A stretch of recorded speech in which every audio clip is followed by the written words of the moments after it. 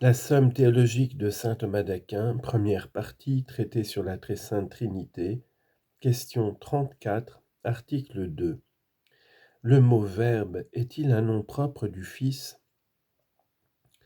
Saint Augustin dit dans son traité sur la Trinité, « On ne peut donner qu'au Fils le nom de Verbe. » Sommaire. Puisque le mot Verbe entraîne l'idée d'émanation intellectuelle, il forme un nom propre du Fils. Corps de l'article.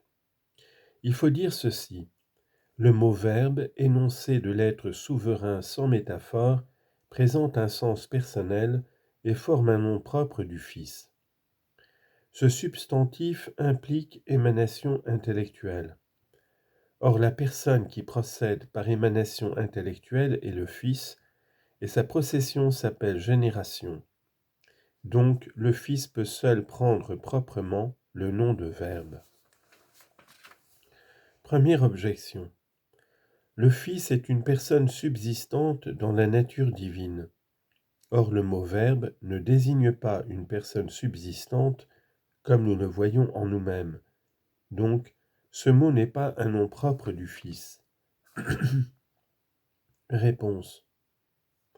L'être et la conception sont deux choses différentes dans l'homme, d'où il suit que le Verbe n'appartient pas à sa nature, mais en Dieu, l'être et la conception sont la même chose, de sorte que le Verbe en lui n'est pas un accident, un effet, mais une forme qui appartient à sa nature. Le Verbe de Dieu constitue donc une réalité subsistante, parce que tout subsiste dans la nature de Dieu. Aussi lisons-nous dans Saint Jean Damascène, le Verbe de Dieu est une substance personnelle, mais les autres verbes sont des accidents dans l'essence. Deuxième objection. Le Verbe procède de l'Esprit en sortant, pour ainsi dire, à la lumière par prolation. Si donc le Fils est proprement Verbe, il procède du Père par prolation. Or, qu'est-ce que cela sinon l'hérésie de Valentin ? Réponse.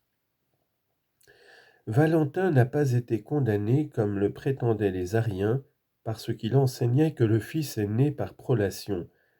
Mais il a été condamné, comme on le voit chez saint Augustin, parce qu'il cachait sous ce mot les plus grandes erreurs.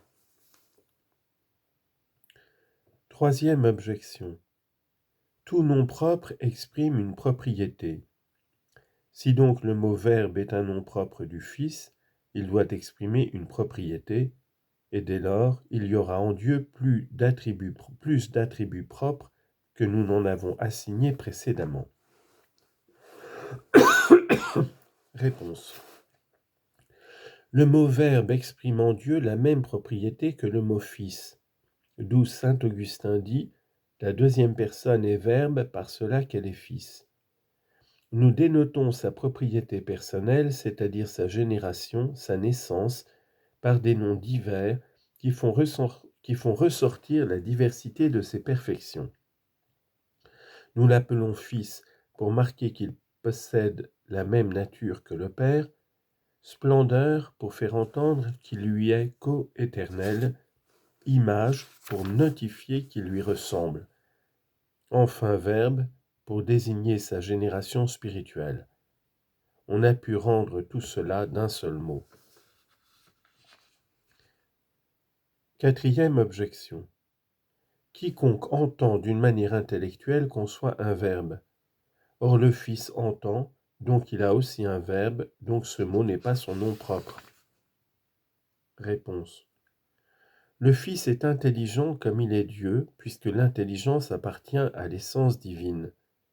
Or le Fils de Dieu est engendré, et non Dieu engendrant, donc il est intelligent non comme produisant le Verbe, mais comme Verbe procédant. Ce Verbe ne diffère pas réellement de l'intelligence suprême, mais il s'en distingue par la relation. Cinquième objection. Il est écrit du Fils, Hébreux chapitre 1 verset 3, portant tout par le Verbe de sa puissance. Or saint Basile entend ces dernières paroles du Saint-Esprit, donc le Fils n'a pas seul le nom de Verbe. Réponse. Dans la parole de l'apôtre, portant tout par le Verbe de sa puissance, l'avant-dernier mot Verbe est pris figurément pour effet du Verbe. Aussi la glose l'interprète-t-elle par commandement, et tout le passage signifie que les créatures conservent l'être comme elles l'ont reçu, par l'effet de la puissance du Verbe. Quant à saint Basile, il entend le même terme, aussi figurément dans le sens de signe du Verbe, bien qu'il appelle le Saint-Esprit Verbe du Fils, parce qu'il le manifeste.